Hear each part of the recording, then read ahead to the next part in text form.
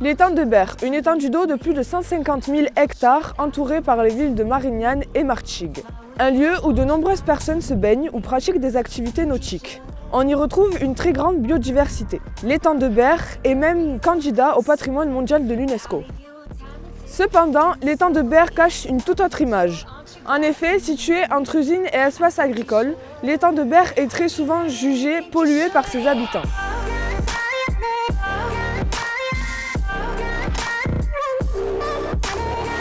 Sur un sondage réalisé dans notre entourage, plus de 78% pensent que l'étang de Berre est pollué et même 62% pensent qu'il pourrait provoquer des maladies pour l'homme.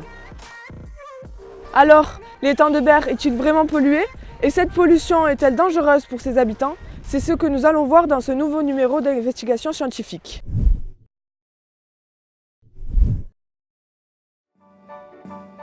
Pour débuter notre enquête, nous avons décidé d'analyser les différentes pollutions possibles dans l'eau de l'étang de Berre afin de vérifier la qualité de l'eau. Tout d'abord, nous avons voulu vérifier la présence de perturbateurs endocriniens dans l'eau de l'étang. Mais qu'est-ce qu'un perturbateur endocrinien? Un perturbateur endocrinien est une molécule qui est capable d'altérer l'équilibre hormonal d'un individu. Ceux-ci peuvent causer de nombreuses maladies et malformations, en allant du surpoids à l'autisme et en passant par des cancers ou des retards de croissance. Ceux-ci sont très présents dans des produits chimiques tels que les pesticides ou alors les plastiques. Pour étudier la présence de perturbateurs endocriniens, nous avons fait appel à un laboratoire français du nom de Watchfrog. Watchfrog utilise des têtards génétiquement modifiés pour détecter la présence de perturbateurs endocriniens dans l'eau, puisque les têtards deviennent luminescents en leur contact. Nous avons donc envoyé des échantillons d'eau de l'étang à Watchfrog. Après plusieurs semaines d'attente, nous avons reçu les résultats. Voici l'interprétation apportée par Watchfrog. Le test réalisé sur les 2 échantillons de l'étang de Berre démontre une activité anti-œstrogène. Cette activité peut s'expliquer par la présence de substances perturbatrices naturelles ou de synthèse. Le niveau d'activité détecté étant inférieur au seuil physiologique de référence, il n'est pas possible de conclure sur des conséquences sur la reproduction des poissons. Nous avons voulu aussi étudier d'autres pollutions en commençant par l'excès de nitrate. Celui-ci entraîne une eutrophisation de l'étang et l'apparition d'algues vertes sur les plages. Pour déterminer la concentration de nitrate, nous avons réalisé un dosage. Nous avons alors obtenu comme résultat une concentration de 10 mg de nitrate par litre, ce qui reste relativement faible en comparaison au seuil de 50 mg par litre. Cependant, cette concentration dépend du moment où l'on fait le prélèvement. En effet, après un orage, la concentration de nitrate sera plus élevée.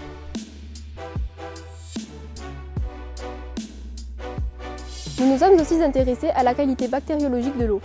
Pour cela, nous nous sommes appuyés sur les données du GIPREB, un syndicat mixte chargé de la préservation de l'étang de Berre.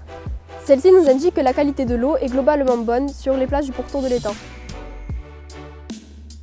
Pour déterminer la teneur en métaux lourds, nous avons fait appel à Vincent Faure du GIPREB.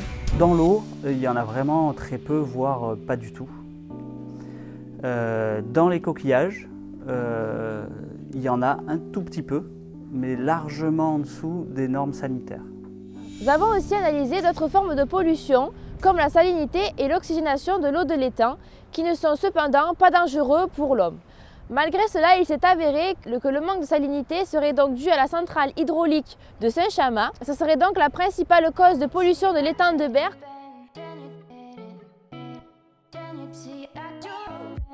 Nous avons voulu savoir d'où pouvaient venir ces polluants. Pour cela, nous avons donc décidé de faire une cartographie de l'étang de Berre et de ses environs. Tout d'abord, nous avons découvert que l'étang de Berre était un bassin versant qui récoltait, en cas de pluie, de nombreuses eaux provenant des rivières alentours, mais aussi des eaux provenant de la ville et surtout des stations d'épuration. Ces stations d'épuration peuvent alors amener une pollution bactériologique à l'étang. De plus, l'Arc, qui est un affluent de l'étang, contient 30 mg de nitrate par litre, ce qui est 3 fois supérieur à la concentration de nitrate dans l'étang de Berre. Mais ce n'est pas la seule origine de la pollution. En effet, on retrouve autour de l'étang de nombreuses usines. Nous avons donc décidé de prendre contact pour savoir si elles rejetaient des polluants et nous avons eu confirmation de l'une d'entre elles, la usine Total à La Mède. Nous ne rejetons que de l'eau qui a été traitée dans une station de traitement en respectant les niveaux de qualité de l'eau. Nous pouvons alors en déduire que l'étang de Berre contient des polluants, mais que cela reste minime en comparaison au seuil. La principale pollution de l'étang de Berre est en réalité inoffensive pour l'homme. C'est de l'eau douce qui, malgré tout, déséquilibre l'écosystème.